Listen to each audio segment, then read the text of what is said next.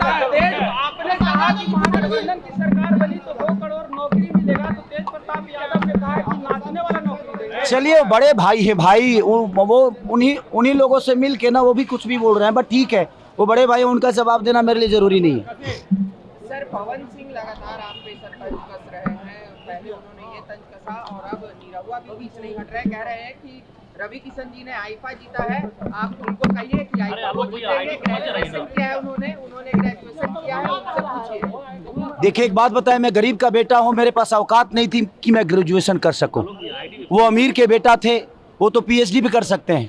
मैं गरीब से पैदा हुआ हूं और मैं आप सबको बता दूं ना कि एनडीए के सारे नेताओं को मैं 4 दिन के अंदर पागल घोषित कर दूंगा। इनका भाषा नहीं देख रहे हैं, रेत कार पे आ गए हैं खेसारी को बोलने के लिए।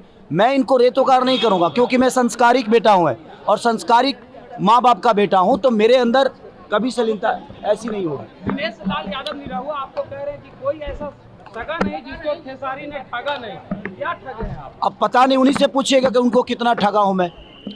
सगा वो पूरे बिहार को ठगे हैं वो लोग, और मैं आज बात कर रहा हूं तो उनको बुरा लग रहा है, बट ठीक है, मैं रोजी रोजगार की बात कर रहा हूं, वो धर्म की बातें कर रहे हैं। मैं धर्म विरोधी कभी ना था, ना हूं, ना कभी रहूंगा। मैं जय श्री राम अभी बोल रहा हूं, जय श्री राम, बट जय श्री राम में मेरा ये बेरोजगारी छुपा है। भाई मैं पूरी दुनिया से बोलवा दूं जय श्री राम, लेकिन इनको धर्म के आड़ में वोट लेना है, उसकी चर्चा ये हमेशा से धर्म के नाम, मंदिर मस्जिद के नाम। मैं धर्म विरोधी कभी नहीं रहा। मैं राम पे गाना गाया हूँ, मैं राम का एक्ट किया हूँ, मैं राजा राम मूवी किया हूँ। मैं ये कह रहा हूँ धर्म के नाम पे आप वोट मत मांगो। धर्म जरूरी है, लेकिन हमें कर्म करने के लिए शिक्षा भी ज़रूरी है, अस्पताल भी ज़रूरी है। ये कौन बनाएगा?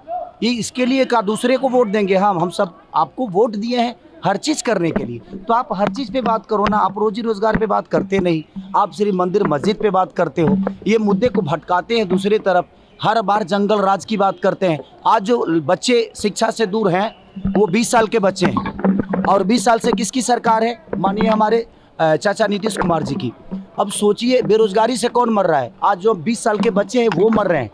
तो मैं वही तो सवाल कर रहा हूँ कि आप जंगल राज की बात, हमारे पापा जंगल राज के हो सकता है हिस्सा होंगे, भाई मैं नहीं था, तो मुझे प्रॉब्लम हो रही है, मेरे आने वाले भविष्य की प्रॉब्लम हो रही है, मैं उस पर चर्चा करता हूँ। तो ये अब मेरे को धर्म विरोधी बता देते हैं कि आप धर्म विरोधी हो।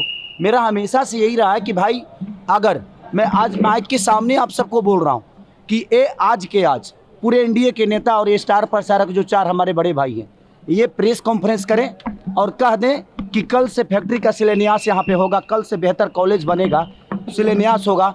मैं वादा करता हूँ जीवन में कभी चुनाव नहीं लड़ूंगा और ना ही शपथ ग्रहण कर पाऊंगा और ना ही सर्टिफिकेट लेने में कहीं जाऊंगा। और आजीवन अगर मेरे सर्टिफिकेट लेने में ही इनका छुपा हुआ है बेरोजगारी छुपा हुआ है, ये मुझे दोषी बना रहे हैं बेमतलब का, ये मुझे टारगेट कर रहे हैं। भाई मुझे टारगेट मत करो। बिहार बेरोजगारी से डूब रहा है, शिक्षा से दूर है, अस्पताल से दूर है, उस पर बात करो ना आप। सर एक आखिरी सवाल रहेगा सर कि क्या लग रहा है, हम लगातार प्रचार में जा रहे हैं, महागठबंधन की सरकार बनने जा रही है बिहार में? आपको नहीं लग रहा है? मैं तो पहले चरण में 100 में 100 हैं हम ही, बाकी कोई नहीं है। और आप देखिएगा खेसारी के आने के बाद सरकार बदलेगी। आप भाषा इनकी नहीं देख रहे हैं, किस हिसाब से बोल रहे हैं। अब ये रेतोकार पे आ गए। आप बड़े हैं लेकिन भाषा का मर्यादा आपको होना चाहिए। तो मुझे लगता है कि ये सारे के सारे बौखलाए हुए हैं, ये पार्टी के हैं। सच पूछिए तो मैं तेजस्वी जी का छोटा भाई हूँ और हमेशा से उनका प्यार आशीर्वाद हमें मिला है। चलिए वो कुछ भी, मैं क्या बोला कि उनकी भाषा की गरिमा देखिए कि वो बड़े भाई होकर और किस भाषा का इस्तेमाल कर रहे हैं। इसका मतलब नहीं लग रहा है। मैं क्या बोला, 4 दिन के अंदर इस सारों को पागल कर दूंगा, मैं सबको पागल घोषित करवा दूंगा। कोई बात नहीं, शायद मुसलमान हमारे देश के हिस्सा नहीं है, और अगर बेहतर बिहार के लिए मैं बात करता हूं तो यदुमुल्ला हूं, तो मुझे मंजूर है यदुमुल्ला होना। अगर शिक्षा की बात करता हूं और पलायन रोकने की बात करता हूं और ये मुझे यदुमुल्ला कहते हैं, मुझे मंजूर है यदुमुल्ला होना। मुझे कोई फ़र्क नहीं पड़ता कि मैं यदुमुल्ला हूं कि मैं क्या हूं। आप बिहार को बेरोजगारी से दूर कर दो, बिहार के बच्चों को बेहतर शिक्षा दे दो, बिहार के बच्चों को बेहतर पलायन रोकने की बात कर दो, उनको अपने घर में रोक दो, अपने माँ बाप के साथ रहने पे मजबूर करो। मैं उसके अगर उनको ये शब्द बोलने से और ये करने से यदुमुल्ला कह रहे हैं तो आई एम यदुमुल्ला, मुझे कोई फर्क नहीं पड़ता। बिल्कुल सीखा हूँ भाई, आगे यही थे ना। और जहाँ तक कह रहे हैं ना कि उन्होंने ये जीता है, उन्होंने वो जीता है, तो भाई मेरे से पहले तो रवि जी के बाद आप आए थे ना, तो आप क्या क्यों नहीं जीत लिए? तो आप नहीं जीते तो हम भी छोड़ दिए, हम बोले नहीं जीतता हूँ, रहने दो, इसलिए मैं भी नहीं जीता। सर वोट चोरी के ऊपर लगातार सवाल उठ रहा है। वो तो आज से थोड़ी हो रहा है।